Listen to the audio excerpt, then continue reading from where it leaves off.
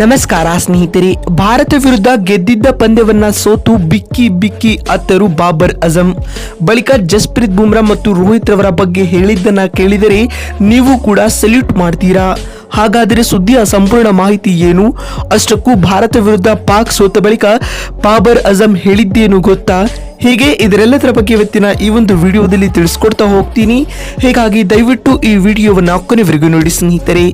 ಆದರೆ ಅದಕ್ಕಿಂತಲೂ ಮುನ್ನ ನಿಮ್ಮ ಪ್ರಕಾರ ವಿರಾಟ್ ಕೊಹ್ಲಿ ಮತ್ತು ಬಾಬರ್ ಅಜಂ ಇವರಿಬ್ಬರಲ್ಲಿ ಯಾರು T20 ಕಂಡ ಬೆಸ್ಟ್ ಬ್ಯಾಟ್ಸ್ಮನ್ ಎನ್ನುವುದನ್ನು ಕಾಮೆಂಟ್ ಮಾಡುವ ಮೂಲಕ ತಪ್ಪದೇ ತಿಳಿಸಿ. ಹೌದು ಸ್ನೇಹಿತರೆ, ನ್ಯೂಯಾರ್ಕ್ನ ನಸೋ ಕೌಂಟಿ ಇಂಟರ್ನ್ಯಾಷನಲ್ ಸ್ಟೇಡಿಯಂನಲ್ಲಿ ನಡೆದ ರಣರೋಚಕ ಪಂದ್ಯದಲ್ಲಿ ಭಾರತ ತಂಡವು 6 ರನ್ಗಳಿಂದ ಪಾಕಿಸ್ತಾನವನ್ನ ಸೋಲಿಸುವಲ್ಲಿ ಯಶಸ್ವಿಯಾಗಿದೆ.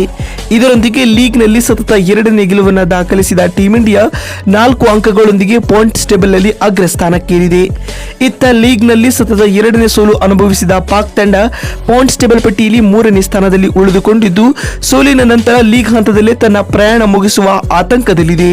ಈ ಒಂದು ಪಂದ್ಯದಲ್ಲಿ ಟಾಸ್ ಸೋತು ಮೊದಲು ಬ್ಯಾಟಿಂಗ್ ಮಾಡಿದ ಟೀಂ ಇಂಡಿಯಾವು 19 ಓವರ್ಗಳಲ್ಲಿ 119 ರನ್ ಕಲೆ ಹಾಕಲಷ್ಟೇ ಶಕ್ತವಾಯಿತು. ಸ್ನೇಹಿತರೆ, ತಂಡದ ಪರ ವಿಕೆಟ್ ಕೀಪರ್ ಕಮ್ ಬ್ಯಾಟ್ಸ್ಮನ್ ಆಗಿರುವ ರಿಷಬ್ ಪಂತ್ ರವರು 42 ರನ್ಗಳ ಉಪಯುಕ್ತ ಕೊಡುಗೆ ನೀಡಿದರು ಮತ್ತು ಗುರಿಯನ್ನ ಬೆನ್ನಟ್ಟಿದಂತಹ ಪಾಕಿಸ್ತಾನ ತಂಡ ಉತ್ತಮ ಆರಂಭದ ಹೊರತಾಗಿಯೂ ಸತತ ವಿಕೆಟ್ಗಳ ಪತನದ ಕಾರಣ ಹಾಗೂ ಭಾರತದ ವೇಗಿಗಳ ಕರಾರುವಕ್ ದಾಳಿಯಿಂದಾಗಿ 20 ಓವರ್ಗಳಲ್ಲಿ 113 ರನ್ ಕಲೆ ಹಾಕಲಷ್ಟೇ ಶಕ್ತವಾಯಿತು.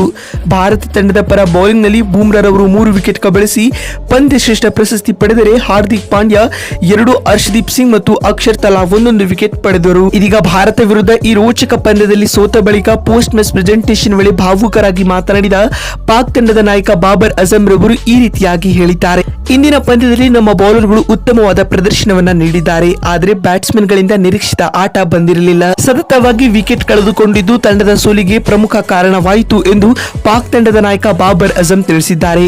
ಮತ್ತು ಮಾತು ಮುಂದುವರೆಸಿದ ಅಜಂ ರವರು, ಇಂದಿನ ಪಂದ್ಯದಲ್ಲಿ ಟೀಂ ಇಂಡಿಯಾ ತಂಡದ ಪರ ಬೌಲಿಂಗ್ ನಲ್ಲಿ ಜಸ್ಪ್ರೀತ್ ಬುಮ್ರಾ ರವರು ಅಪಾಯಕಾರಿಯಾದ ಬೌಲಿಂಗ್ ದಾಳಿಯನ್ನ ಸಂಘಟಿಸಿದ್ದಾರೆ.